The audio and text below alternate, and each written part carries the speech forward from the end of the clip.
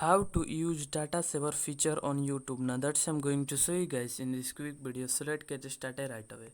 So to use data saver feature on YouTube, what you need to do is you have to firstly connected with the internet and this video tutorial work for the both Android and iOS, so you can watch this video until the end. So firstly what you need to do is you have to open your YouTube app and then click on your profile icon in the top right corner, and then you can see the settings option, the second last option. Click on this, and when you are here you can see the third option from top, video quality preferences. Click on this, and here you can see that video quality on mobile networks. So here you can see all the option: auto, higher picture quality, and data saver.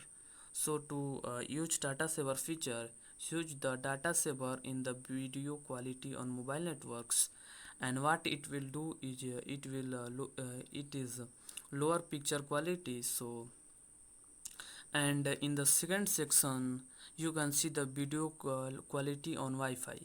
So here you can choose also choose the data saver lower picture quality, or you can choose the auto recommended. So that's it, that how you can do this. You can also choose the data saver, but I choose the auto. So that's it, that how you can do this. So you can also choose the data saver feature on a specific video. Let's say I open this video and I want to choose the data saver in this video. So simply click on the three dots in the top right corner of this video, and here you can see the quality, second option.